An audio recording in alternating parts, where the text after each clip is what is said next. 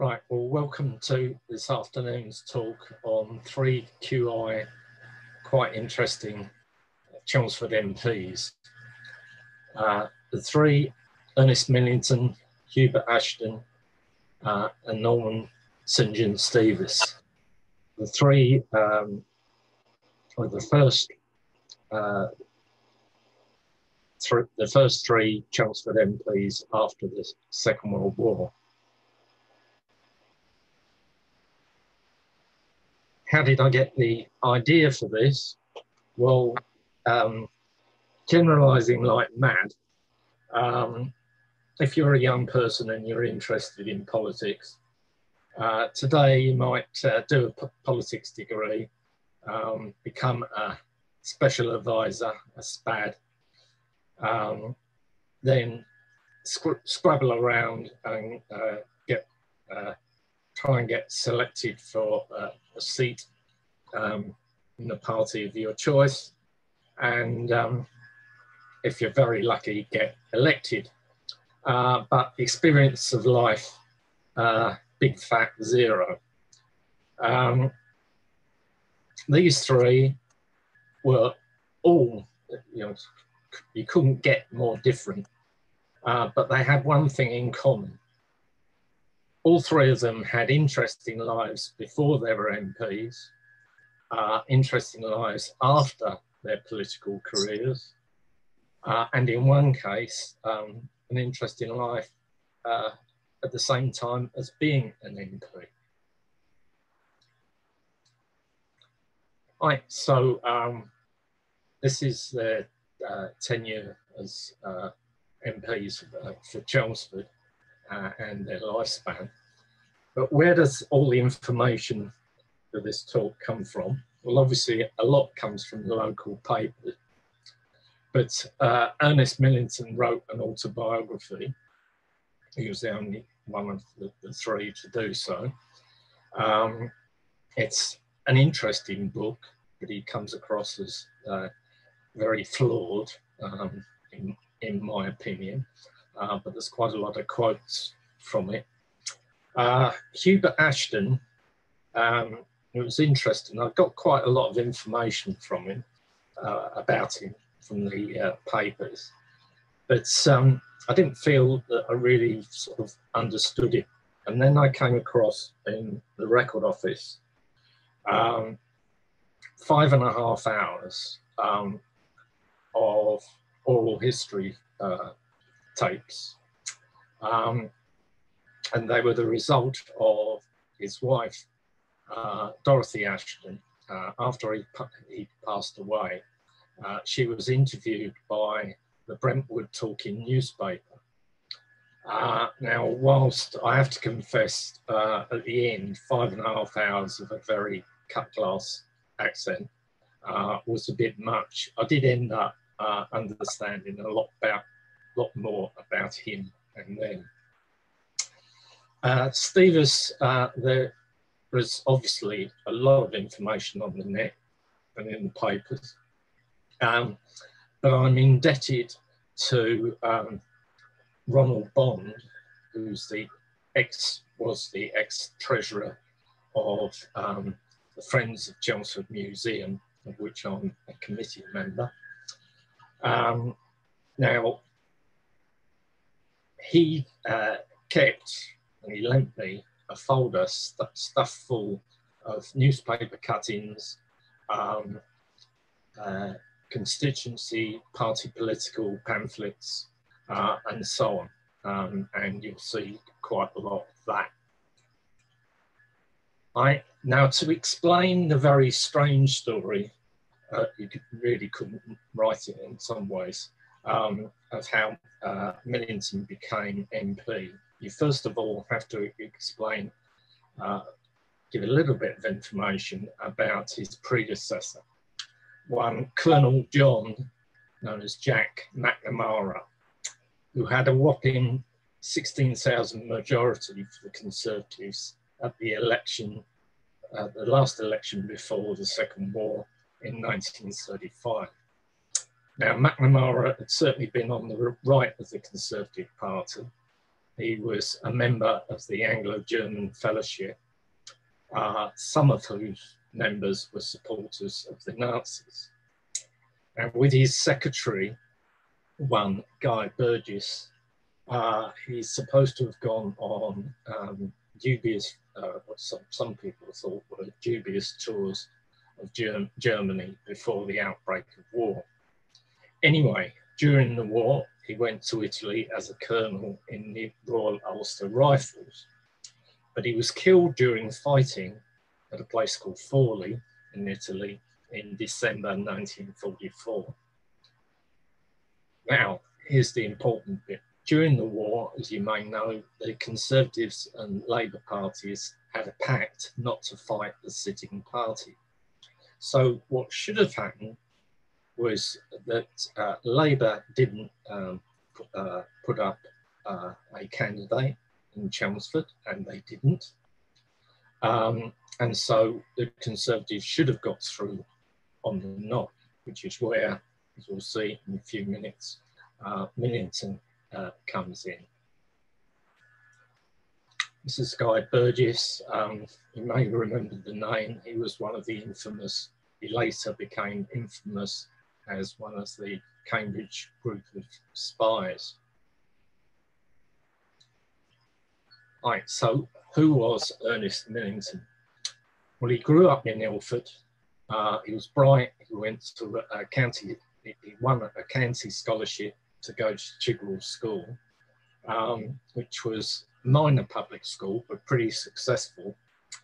But as a teenager, he and his father clashed really completely.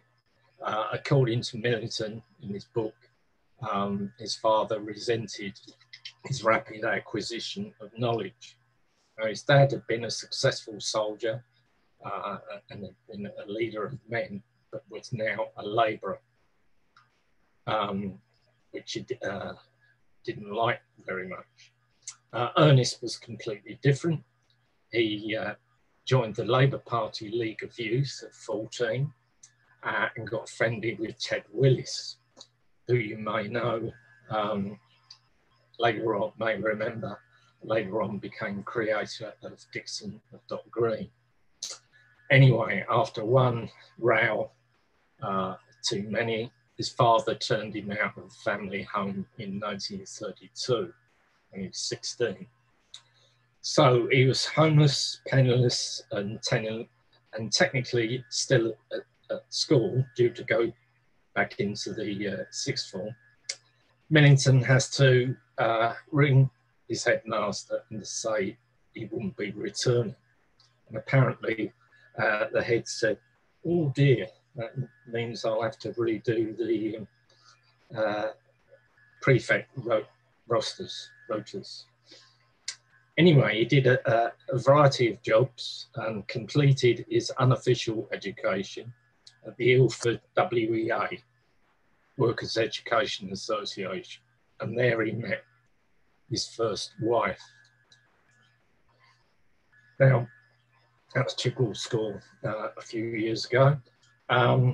You're probably thinking, or possibly thinking at this point, oh, well, I bet he goes on to be a conscientious objector, Millington. But nothing could have been further from the truth. So he marries in 1937 when he's 21, and then joins the Territorials.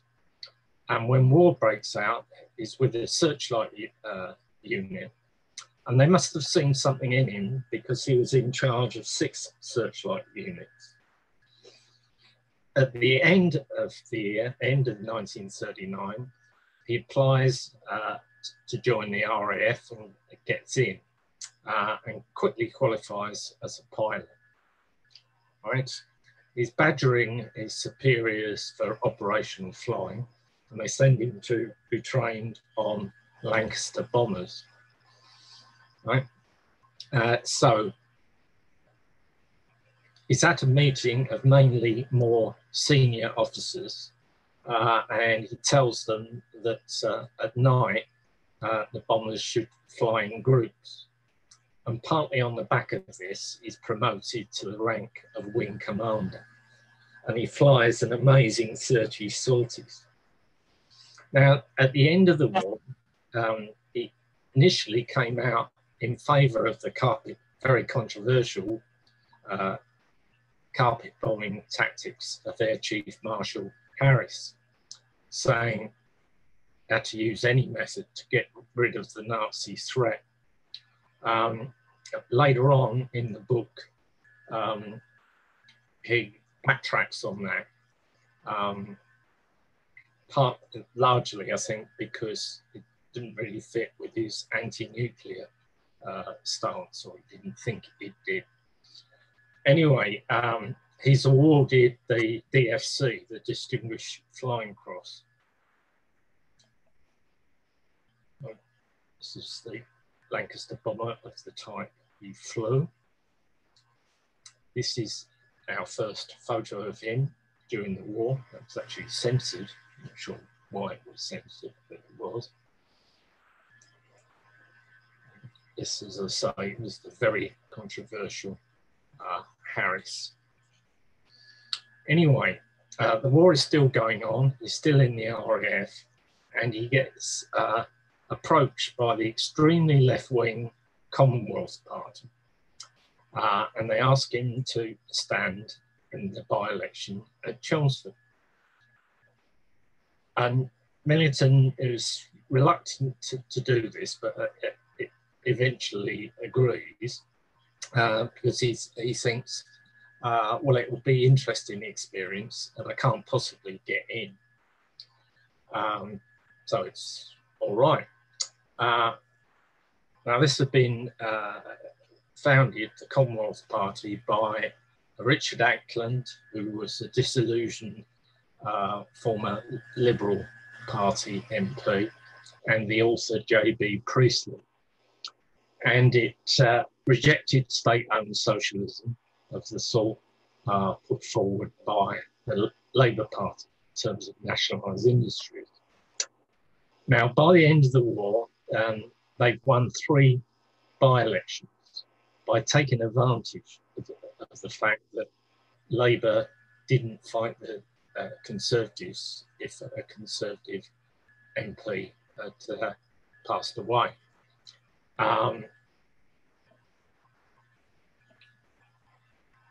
Which, of course, is where Chelmsford, where Millington comes in.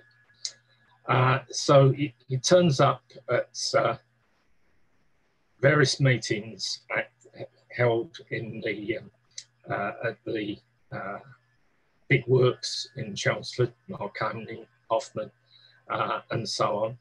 And he tries to explain about what he'll do in terms of getting council houses built and so on.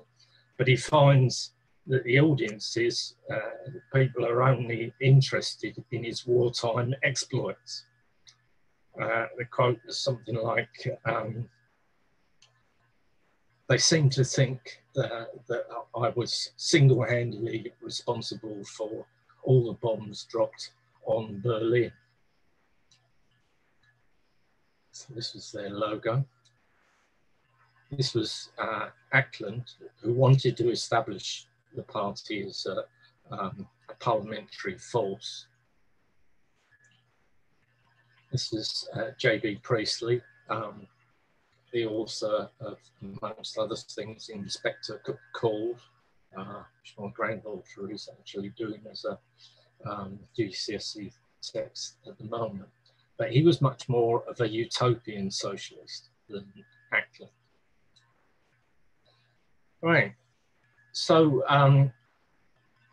this is an article from 2004 in the Chronicle, explaining how after the war,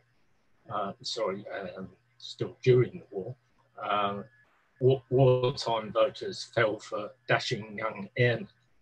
It says they're young airmen, but actually, if you work it out, he was already 29 when he gets elected. That was still young enough to be what was called the baby of the house, the youngest MP. Right, so you have the sixth largest Conservative majority in the country, converted at one foul swoop into a 6,000 vote majority for this extreme left-wing party and Millington, because the local Labour Party instructed its members to vote Conservative, but there was no way they were going to do that, and they voted in their droves for Millington. Of course, at the end of the war, there was a general election after the end of the war. Millington offered to step down, but the Labour candidate allowed Millington to continue, reasoning that he was better known, more likely to get in. And he got in again. His majority was reduced. Now, Millington was a diligent MP. His voting record shows it. To begin with, quite a lot of council houses were built in Chelmsford, but then that slowed to a trickle when there were difficulties, as they were throughout the country, with materials. Now, he says in the book that he found life difficult because he just had his parliamentary income of £1,000 a year to support his wife and 4 children in their house at Boreham. And this was true, but it occurs to me that it was probably true for hundreds of Labour MPs up and down the country who wouldn't have had any second income.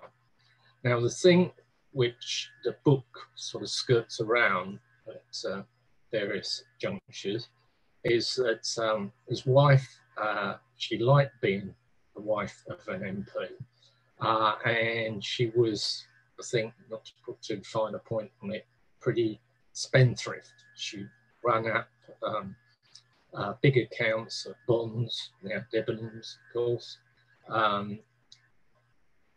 Wenleys and Bolingbroke's.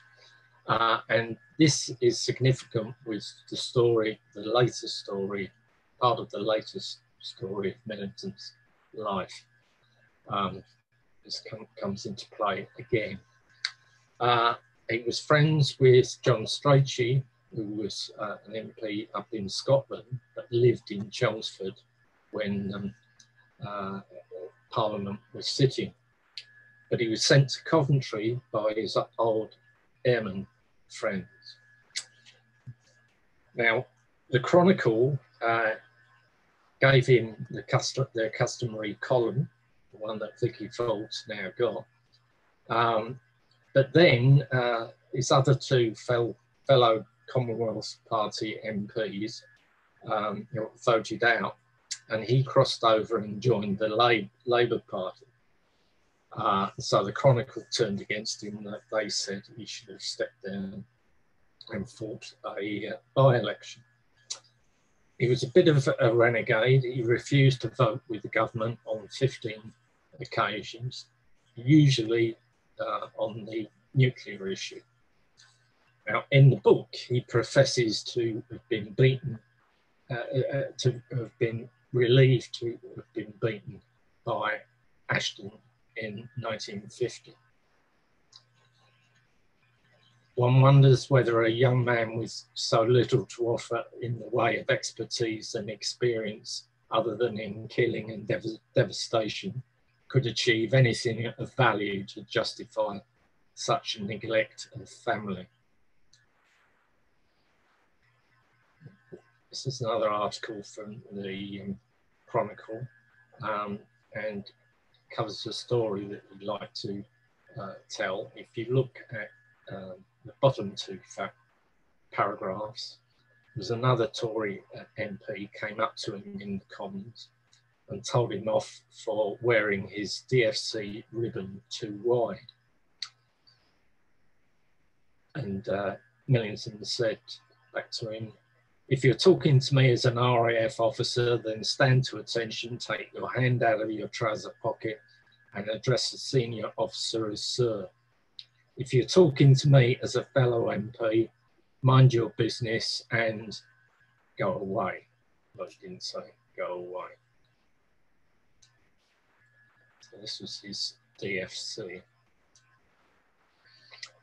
This is Nye Bevin, and to begin with, Millington was very friendly with him, supported him for setting up the NHS, but then they fell out big time when Bevan went to the Foreign Office and supported nuclear weapons. This is the front page of the cover of the book, fairly self-explanatory. Bomber in the Commons. This is Strachey. This is another friend, the local MP for Malden. Oh. Excuse me, could you mute? Thank you. Right, this is the local MP for Malden, Tom Driberg. Now, the story goes that before he was selected, he was approached by some friends who said, you better get yourself a wife, because he was what they used to call a confirmed bachelor. Now, this is relevant to the story later on, part of the story later on about Stevas. Right, here's Millington's post-political career.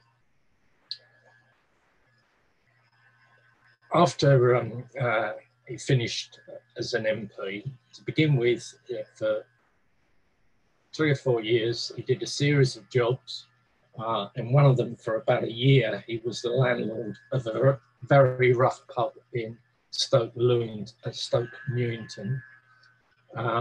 Apparently they kept a baseball bat behind the bar, but eventually he went back to the RAF as a non-flying lieutenant. He was just about to be sent to Malta because his views on Suez had become known and they didn't fit with the RAFs. When he was getting ready to go to Malta, and he had the proceeds, just a few pounds of an airman's dance. But a much bigger problem was a much greater sum of £50. Now, he doesn't say in the book, but I'm pretty certain that his wife had actually taken this. So he was pressured by the RAF authorities to admit the offence so that his wife wouldn't be taken to court. And he was forced out of the RAF. The Chronicle made a lot of his financial state.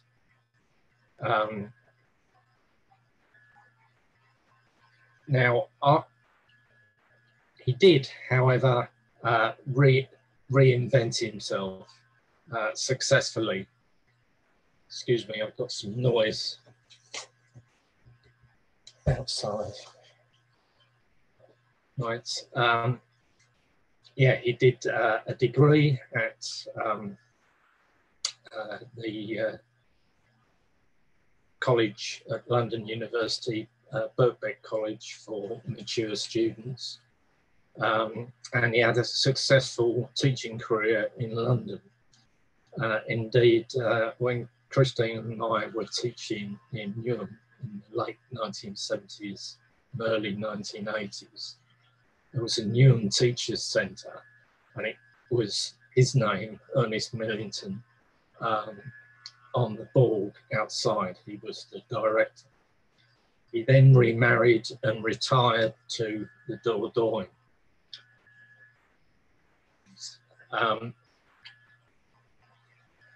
His political views didn't change. He was a really outspoken critic of the Blair government.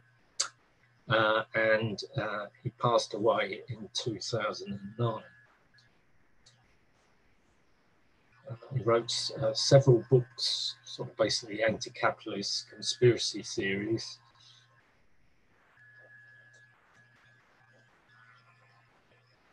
This is him in later life. And this is his obituary from the Weekly News. I'll leave that there for a minute before we start with Hubert Ashton.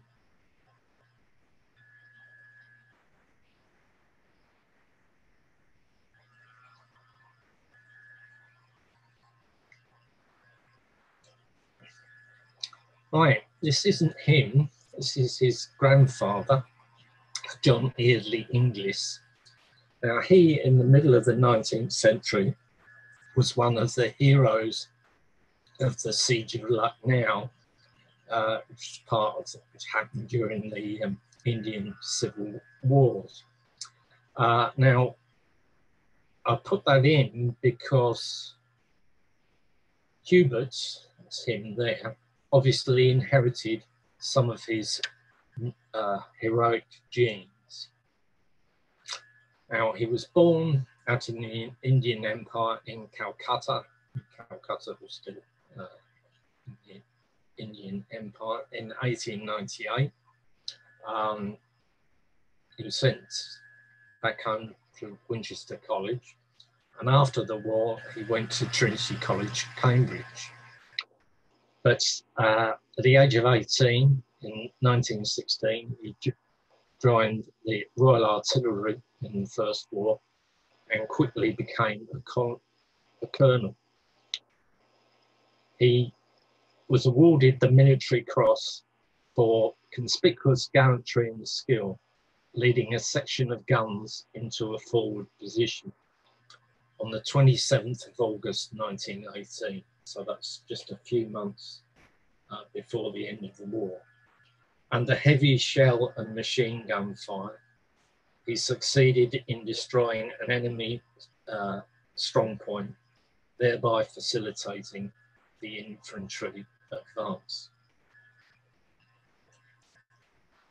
This is the Military Cross that he was awarded. But he was also an outstanding sportsman. You could say that he was Essex's answer to Dennis Compton, because he was outstanding at both cricket and football.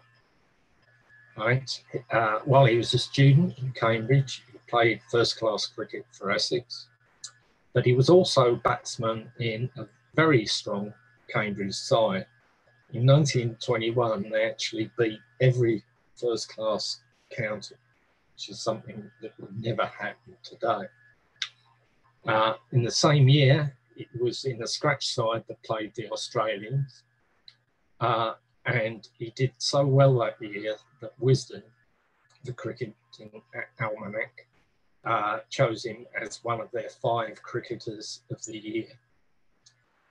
The experts, commentators, were amazed that the selectors didn't at least try him once in the Ashes, given that England were being pummeled. Now, Dorothy,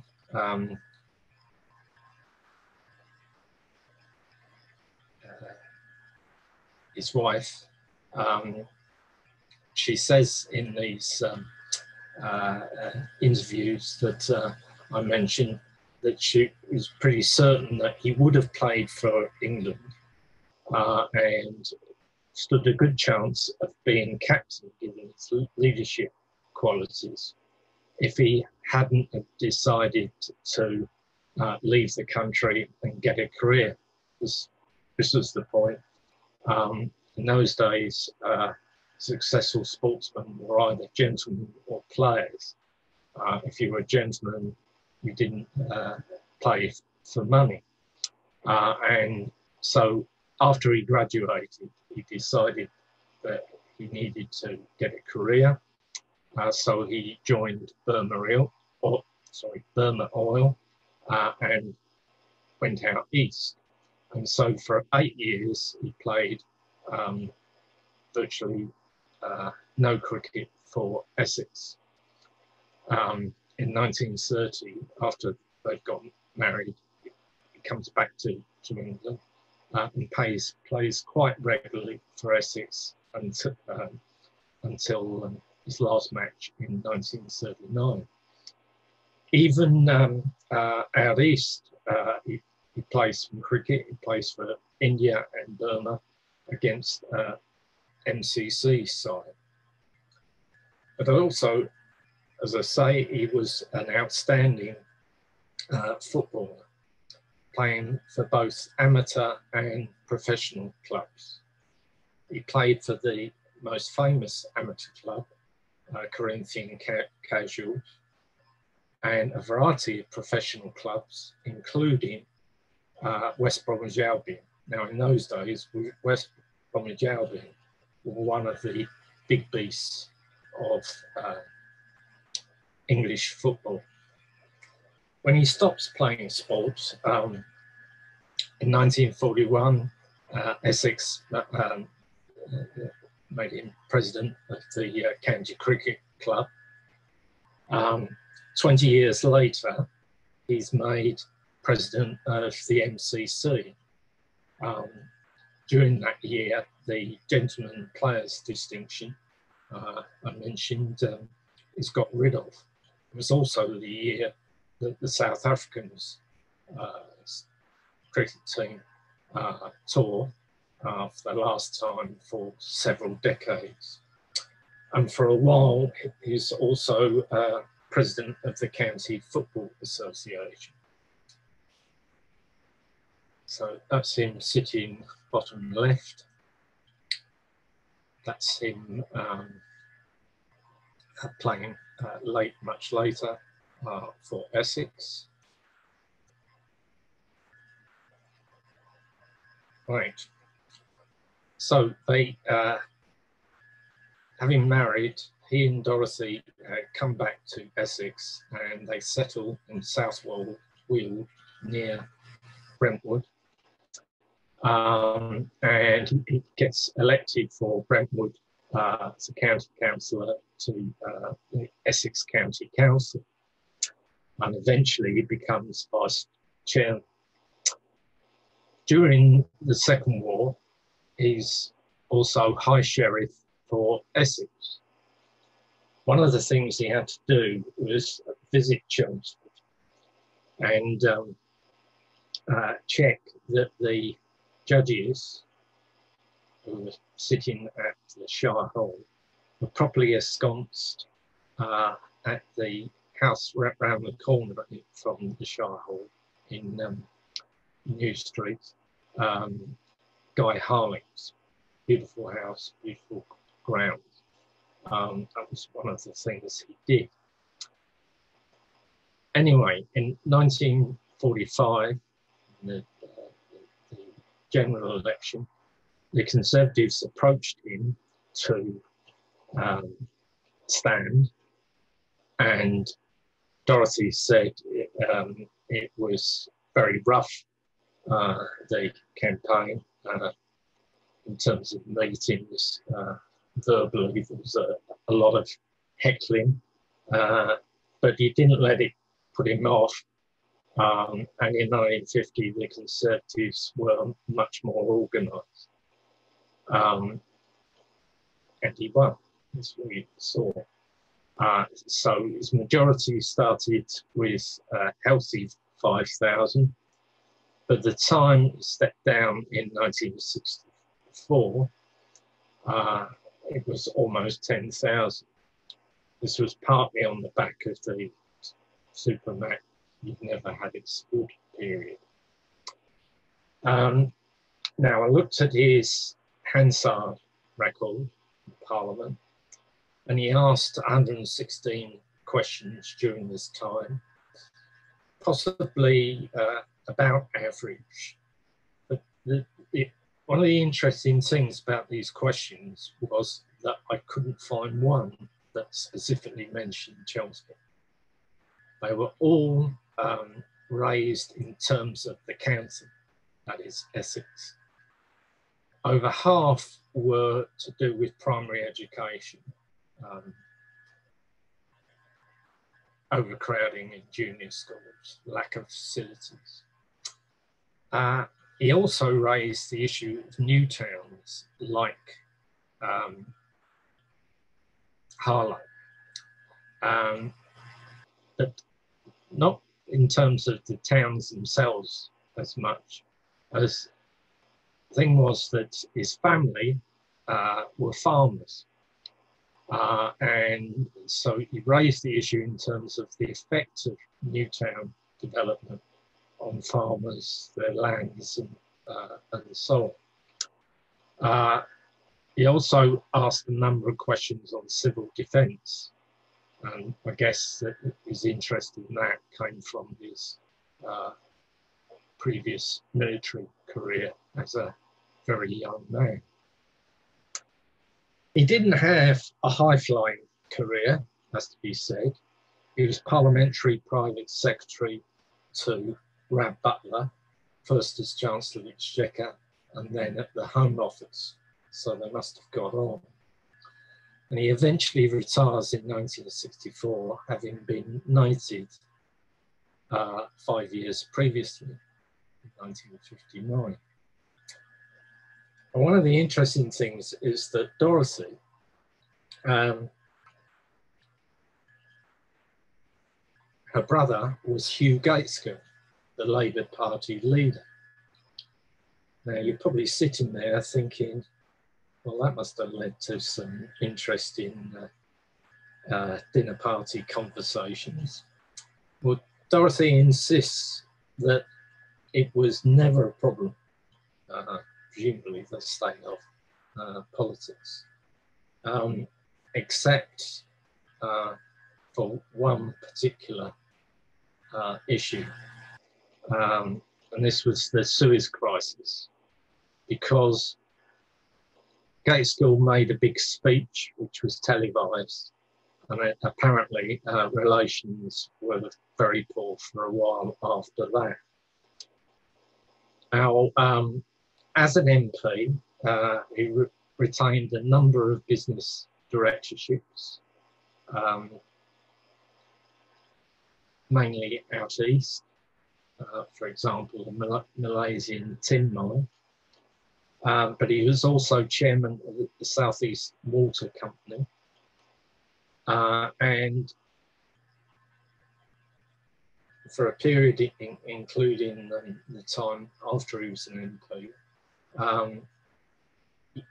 he was one of the 3 Church Estate Commissioners, because the Church of England approached him because they thought his business acumen, and they were undoubtedly right, would come in useful when it came to managing the huge Church of England estates. Anyway, he passes away at Wealdside, his family home in South Weald, in 1979. The house, I don't think it was been sold for a few years now.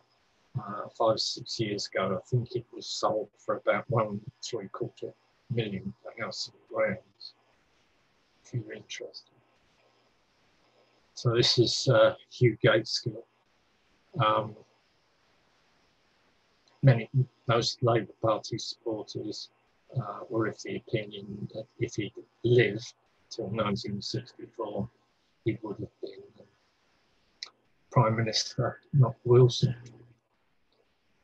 So this is the Ashtons on the stump, once a meeting. This is Hubert's with their first child. This is one of 2 photos of him at the National Portrait Gallery. And this is the second one. Right, on to Stevas. This is him as a young man.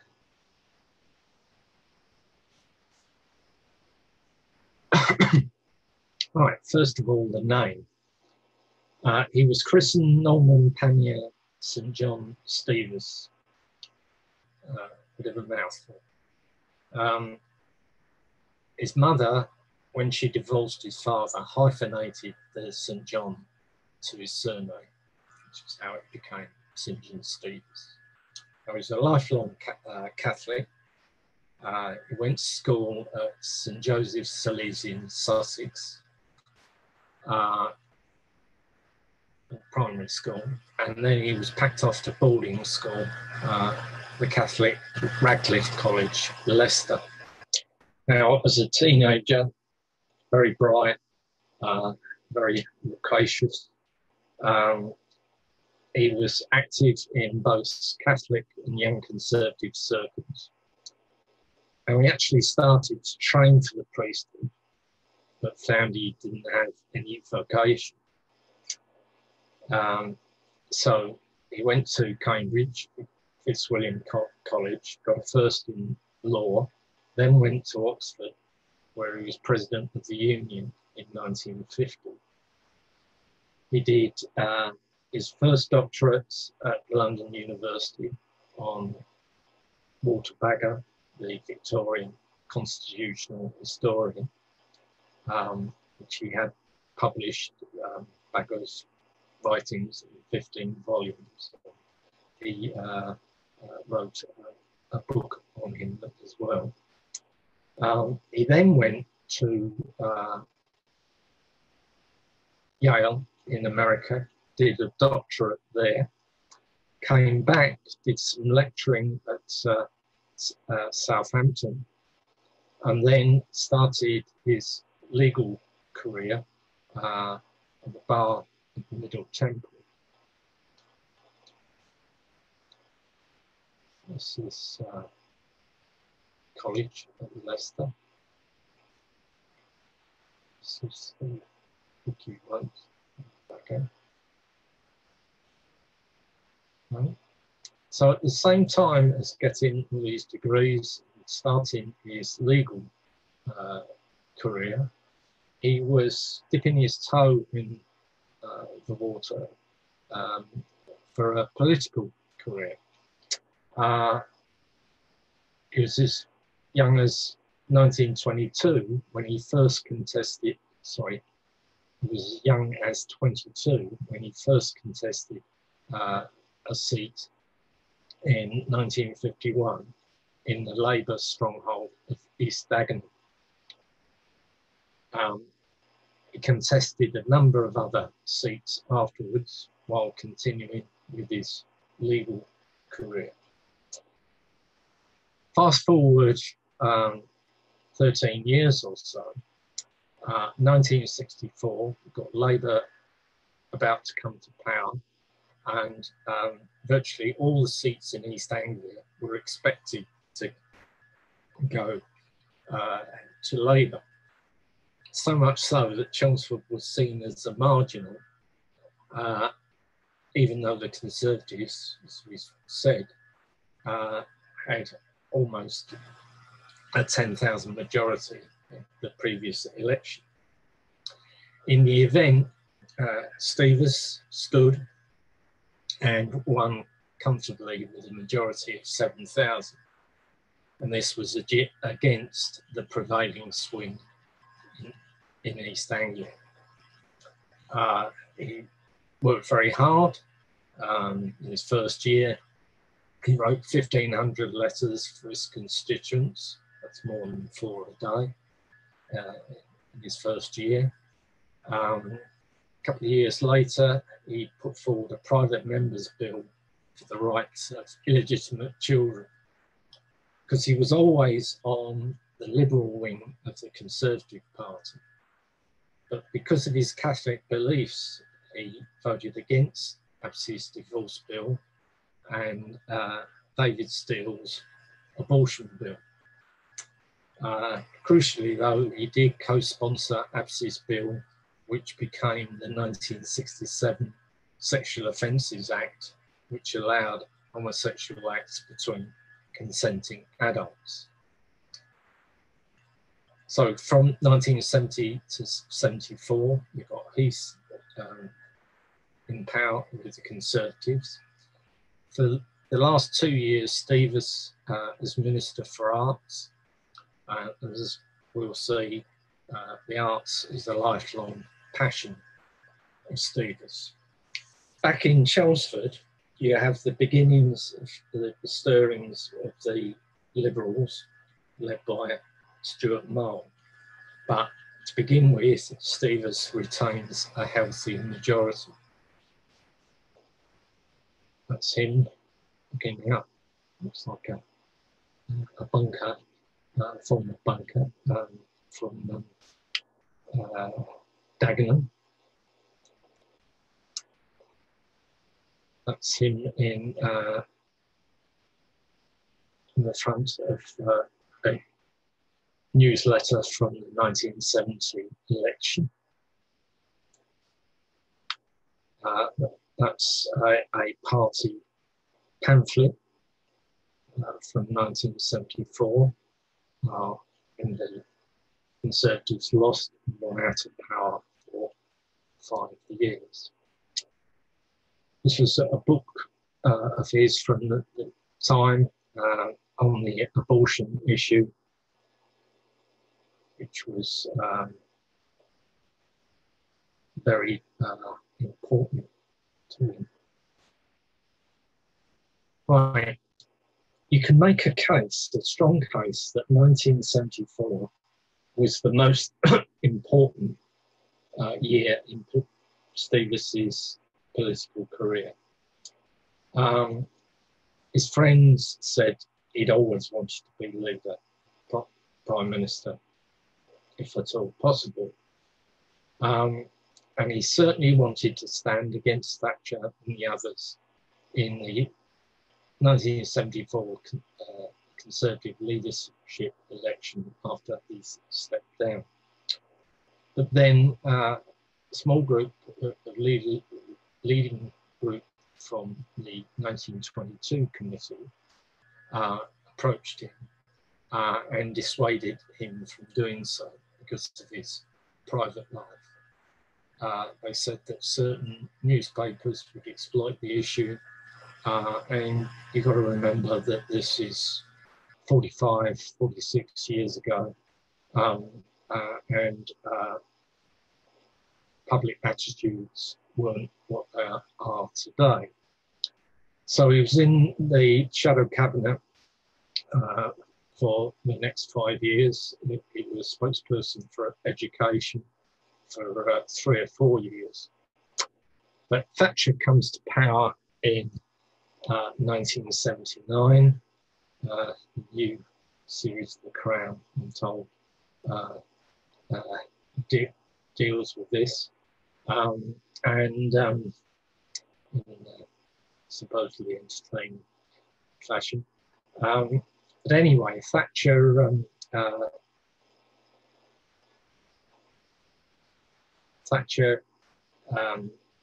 knew that she had to give him despite his fairly liberal views, had to give him, because of his weight, he was one of the big beasts in the Commons at the time, had to give him an important role.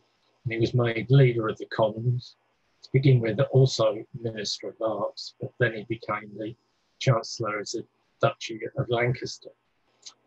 The big thing that he did, which has lasted, was he was the driving force behind the establishment of the current system of select committees, whereby ministers can be held to account by backbench MPs. Now, yes, today, 40 years later, this system needs beefing up so that the bosses of high-tech multinational companies can be made to attend. But in terms of parliamentary democracy, they still work. And if you don't believe me, have a look at the parliamentary channel. They regularly now, at the moment, have the health committee on, and the questioning is really forensic. Little or none of it is political because it's just too big an issue, obviously, at the moment, given COVID. It does, in this particular instance, show how effective the select committees can be.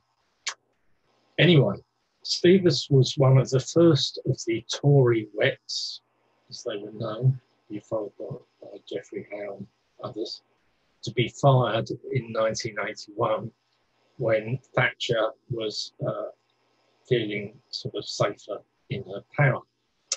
Now, you've got to say he didn't help himself. He had all sorts of nicknames for her. The Leaderine and Tina. There is no alternative. There's the famous example of they were about to start a cabinet meeting, and Stevas said, Margaret, could I be excused before the end because I've got another meeting to go to? And Margaret said, but I'm going to the same meeting. And he said, yes, but Margaret, it takes me so much longer to dress. Anyway, he was offered a role of arts minister, but was in a non-cabinet role, and he quit. He didn't accept that in high Dudley. 2 years later, in the general election of 1983, back in Chelmsford, Chelmsford was a genuine marginal. He won, Stevas won, but only by 389, the smallest majority in the country. He didn't stand again. He knew he was very unlikely to win. That would let the Liberals in. Rather cheekily, he did try to get selected for the neighbouring safe seat of Rochford.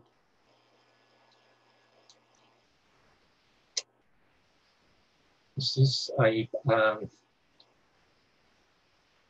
pamphlet for the 1979 election. You might be interested if you look at the 10 things the member has done for Chelmsford. The second dot down on the right. Continually campaign to improve the Chelmsford road system and obtain funds for the Army and Navy flyover. Oh, great success there. This is a front page from a private eye at the time. Take the front bench from the right, got Geoffrey Howe, Willie Whitelaw, Maggie Stevas and Cecil Parkinson saying, I told you not to criticise Hack.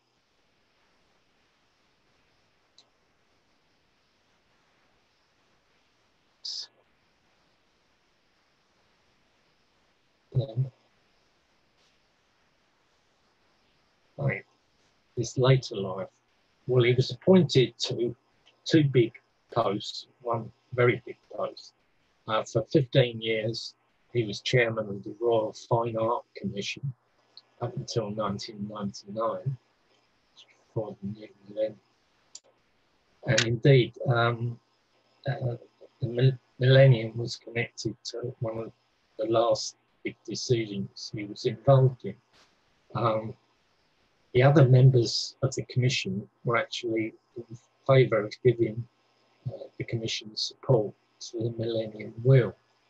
And Stevas said, no, it's got nothing to do with art, and overruled them. He had paintings put in his office, taken from national collections. Documents were put in red boxes, as if he was still in the cabinet. He had a chauffeur, and he had civil servants doing his bidding. a waspish colleague said, if he cannot have the power, he must have the trappings. There was a government review which was very critical of the way the Art Commission was run, but he was still reappointed for a third time. The second appointment was Master of Emmanuel College, Cambridge, and he was controversial in this. There was a new conference centre at the college, which ended up costing £8 million. Partly as a result of him insisting that the limestone for it had to come from the same source that Wren had used hundreds of years earlier for the college's chapel. Yes, he promoted the college through interviews and spreads in Hello magazine and Homes and Garden and others, but the relations with the college were often strained. He was friendly with a number of the royal family, Princess Margaret, Queen Mother, and for this reason his personal notes were always written on purple ink. After he became a lord, Baron St John of Fallsville, he only used House of Lords stationery. Right, so he passes away in March 2012, aged 82. But a few months previously, he'd gone into a civil partnership with his partner of almost 50 years, so that that person wouldn't have to pay high inheritance duties.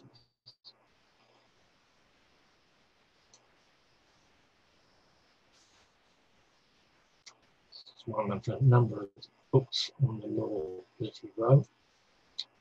This is his immaculate apartment, commissioned with art apartment. This is another book. In this one, he maintained that Thatcher always saw decisions in terms of black and white, whereas he thought they were more often than not varying degrees of grey. This is him immaculately turned out in before an interview for Desert Island Disc. Now, David Jones, who's secretary of the Friends of Chelmsford Museum, tells the story of during the 70s, David used to do polling day duty, and apparently at the polling station you could tell that Stevas was arriving because you could smell his powerful scent before he got into the room. So this is Emmanuel College. This is Baron St John of Fallsville. This is him. He's at Eardley. This is probably the last public photo of him at a Catholic event. Right, so in conclusion, there are all sorts of obituaries of him, but Simon Hoggart wrote, "He lived life in that period when gay politicians never came out, yet were happy for everyone to know." Right. Thank you.